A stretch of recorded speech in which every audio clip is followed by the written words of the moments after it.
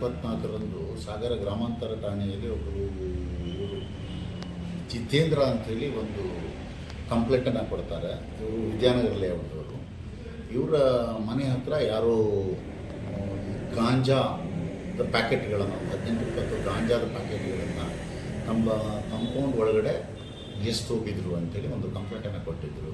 ಅದರ ಉದ್ದೇಶ ಏನಂದರೆ ಇವರಿಗೆ ಏನಾದ್ರು ತೊಡಕಾಗಲಿ ಅಂತೇಳಿ, ಮತ್ತು ಅಷ್ಟಲ್ಲದೆ ಕೆಲವೊಂದು ಇಲಾಖೆಗಳಿಗೂ ಸಹ ಅದರ ಮಾಹಿತಿಯನ್ನು ರವಾನಿಸಿ ತಮಗೆ ಕೇಡಾಗಲಿಕ್ಕೆ ಮಾಡಿದ್ರು ಅಂತ ಒಂದು ಕಂಪ್ಲೇಂಟನ್ನು ದಾಖಲಿಸಿದರು. ಅಲ್ಲಿ ಒಬ್ಬ ಸಂಶಯಿತ ವ್ಯಕ್ತಿಯನ್ನು ಹೆಸರನ್ನು ಸೇರಿಸಿಕೊಟ್ಟಿದ್ದರು. ನಂತರದಲ್ಲಿ ನಮ್ಮ ಗ್ರಾಮಾಂತರ ಠಾಣಾ ಪೊಲೀಸರು ಪ್ರಕರಣವನ್ನು ತನಿಖೆ ಮಾಡಿ ಟೋಟಲ್ ಈ ಪ್ರಕರಣದಲ್ಲಿ 2 ಆರೋಪಿತರನ್ನು ದಸ್ತಗಿರಿ ಮಾಡಿದರು. ಒಬ್ಬರು ಶಾಂತಕುಮಾರ್ ಅಂಥೇಳಿ, ಇನ್ನೊಬ್ಬರು ಸನಾವುಲ್ಲಾ ಅಂಥೇಳಿ.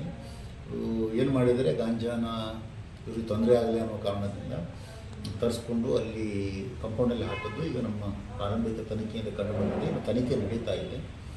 ಈಗಾಗಲೇ 2 ಆರೋಪಿತರನ್ನು ದಸ್ತಗಿರಿ ಮಾಡಿ ಗ್ರಾಮಾಂತರ ಠಾಣೆಯವರು ಮನೆ ನ್ಯಾಯಾಲಯಕ್ಕೆ ಹಾಜರುಪಡಿಸಿದ್ದಾರೆ. ನ್ಯಾಯಾಲಯ ಅವರಿಗೆ ಇದರಲ್ಲಿ ಕಸ್ಟಡಿಯನ್ನು ಕೊಟ್ಟಿರ್ತದೆ. ಇದರಲ್ಲಿ ಇನ್ನೂ ಹೆಚ್ಚಿನ ತನಿಖೆ ನಡೀತಾ ಇದೆ. ಇಲ್ಲಿ ಮುಖ್ಯವಾಗಿ ನಾವು ಹೇಳಬೇಕಂತ ಹೇಳಿದ್ರೆ, ನಮ್ಮ ಸಾಗರದಲ್ಲಿ ಗಾಂಜಾ ಈಗ ನಾವು ಇತ್ತೀಚಿನ ದಿನದಲ್ಲಿ ಸಾಕಷ್ಟು ಅವೇರ್ನೆಸ್ ಪ್ರೋಗ್ರಾಮ್ಗಳನ್ನು ಮಾಡಿದ್ದೀವಿ. ಗಾಂಜಾ ಇರ್ಬೋದು, ಎನಿ ಡ್ರಗ್ಸ್ ಓರಿಯೆಂಟೆಡ್ ಸ್ಕೂಲ್ಗಳಲ್ಲಿ ಮಾಡಿದ್ದೀವಿ. ಆದರೂ ಸಹ ಈ ರೀತಿಯಾಗಿ ಒಂದು ಗಾಂಜಾವನ್ನು ತಂದು ಇರ್ತಾರೆ ಅನ್ನೋದು ಸ್ವಲ್ಪ ನಮಗೂ ಒಂಥರ ಚಾಲೆಂಜಿಂಗ್ ಕೆಲಸ ಆಗಿತ್ತು. ಲಕಿಲಿ ನಮ್ಮ ಸಿಬ್ಬಂದಿಯವರು ಒಳ್ಳೆ ರೀತಿಯಿಂದ ಕೆಲಸ ಮಾಡಿದವರಿಗೆ ನಾವು ಬಹುಮಾನವನ್ನು ಸಹ ಈಗಾಗಲೇ ಘೋಷಣೆ ಮಾಡಿದ್ದೀವಿ.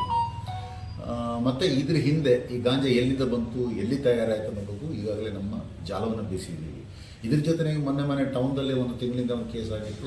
ನಮ್ಮ ಕಾರ್ಗಲ್ ಠಾಣಾ ವ್ಯಾಪ್ತಿಯಲ್ಲಿ ಗಾಂಜಾ ಕಲ್ಟಿವೇಷನ್ ಮಾಡಿ ಬೆಳೆದಿದ್ರು ಅಂತೇಳಿ ಅದರಲ್ಲೂ ಪ್ರಕರಣ ಮಾಡಿದ್ದೀವಿ. ರೀಸೆಂಟಾಗಿ 2 ಪ್ರಕರಣಗಳನ್ನು ಗಾಂಜಾ ರಿಲೇಟೆಡನ್ನು ನಾವು ಪತ್ತೆ ಮಾಡಿದ್ದೀವಿ. ಸೊ ಇನ್ನು ಮುಂದಿನ ದಿನದಲ್ಲಿ ಇನ್ನೂ ಹೆಚ್ಚಿನ ಪ್ರಕರಣ ದಾಖಲು ಮಾಡ್ತೀವಿ.